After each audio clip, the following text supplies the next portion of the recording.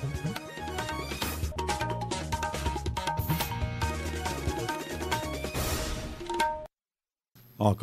আগরতলা, স্থানীয় সংবাদ পড়ছে দেবাশিস দে।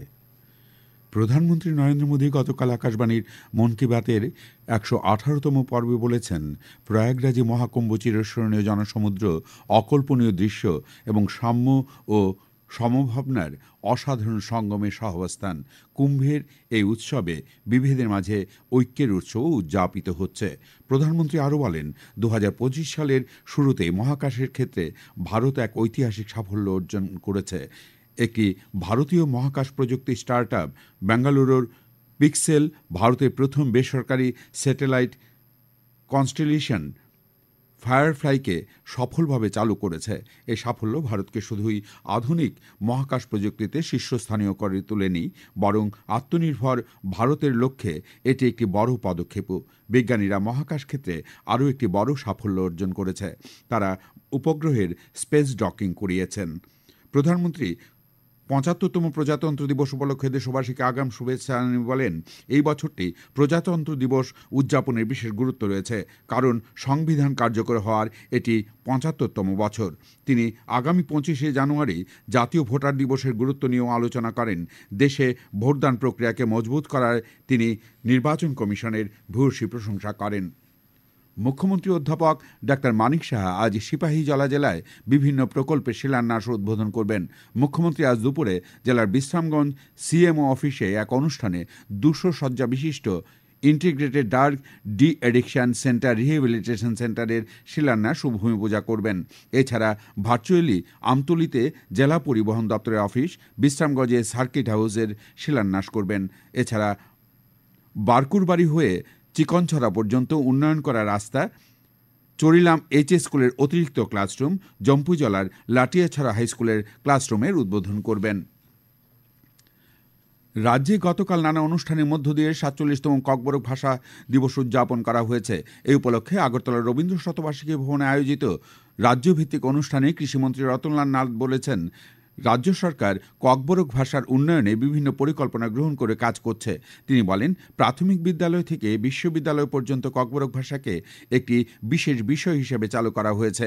ত্রিপুরা বিশ্ববিদ্যালয়ের ককবরক ভাষায় পিএইচডি ডিগ্রি চালু করা হয়েছে।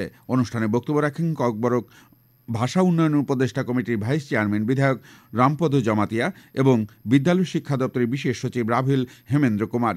উপস্থিত ছিলেন উচ্চশিক্ষা দপ্তরের অধিকর্তা অনিমেষ দেব বর্মা ও বিদ্যালয় শিক্ষা দপ্তরের অধিকর্তা নৃপেন্দ্র চন্দ্র শর্মা। সভাপতিত্ব করেন ককবরক ভাষা উন্নয়ন উপদেষ্টা কমিটির চেয়ারম্যান ডাক্তার অতুল দেব বর্মা। জনজাতি কল্যাণ দপ্তরের জনজাতি গবেষণা ও সাংস্কৃতিক কেন্দ্রের উদ্যোগে গতকাল আগরতলা রবীন্দ্র শতবার্ষিকী ভবনে ৪৭তম ককবরক দিবস উপলক্ষে সম্মাননা প্রদান ও সাংস্কৃতিক অনুষ্ঠানের আয়োজন করা হয়। এই অনুষ্ঠানের উদ্বোধন করেন জনজাতি কল্যাণ দপ্তরের মন্ত্রী বিকাশ দেব বর্মা। তিনি বলেন, রাজ্য সরকার জনজাতিদের কৃষ্টি, সংস্কৃতি, ভাষার বিকাশে গুরুত্বপূর্ণ ভূমিকা গ্রহণ করেছে।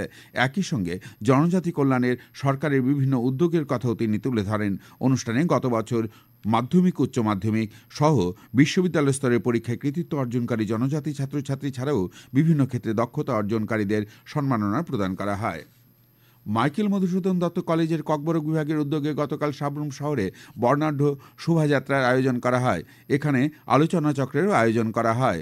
আলোচনায় অংশগ্রহণ করেন রাজ্যে কলেজের অধ্যক্ষ ডক্টর অনুপম গুহ, ধামাদীপা বৌদ্ধিস্ট ইউনিভার্সিটির অতিথি lecturer Ratimohan Tripura, college alumni অ্যাসোসিয়েশনের সহ সম্পাদক সজল নাথ।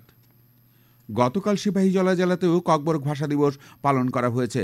বিশ্রামগঞ্জের শচীন দেববর্মন স্মৃতি কলাক্ষেত্রে অনুষ্ঠানে উদ্বোধন করেন সিপাহীজলা জেলা পরিষদের সভাপতি নেত্রী সুপ্রিয়া দাস দত্ত। থালিবাড়ি দ্বাদশ শ্রেণী বিদ্যালয়ের কমিউনিটি হলে অনুষ্ঠিত হয় সোনামুড়া মহকুমা ভিত্তিক ককবরক ভাষা দিবস। কৈলাসহর মহকুমা ভিত্তিক ৪৭তম ককবরক দিবস ও জনজাতির লোকনৃত্য প্রতিযোগিতা গতকাল কৈলাসহরের ভগৎ সিং হলে অনুষ্ঠিত হয়। উদ্বোধন করেন কৈলাসহর পুর পরিষদের চেয়ারপারসন চপলা রানী দেবরায়। বক্তব্য রাখেন কৈলাসহরের মহকুমা শাসক প্রদীপ সরকার।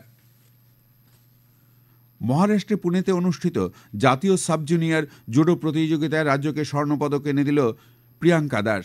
৩২ কেজি বিভাগে ফাইনালে হরিয়ানার জুডোকারকে পরাজিত করে স্বর্ণ জয় করে প্রিয়াঙ্কা। আজ দুপুর পর্যন্ত আবহাওয়ার পূর্বাভাসে জানানো হয়েছে আকাশ সাধারণত পরিষ্কার থাকবে, সকালের দিকে কুয়াশা থাকবে, দিনের তাপমাত্রা থাকবে সর্বনিম্ন 12 ডিগ্রি থেকে সর্বোচ্চ 27 ডিগ্রির মধ্যে। আগরতলায় সকালে সর্বনিম্ন তাপমাত্রা ছিল 12 ডিগ্রি সেলসিয়াস। স্থানীয় সংবাদ এখনকার মতো এখানেই শেষ হলো।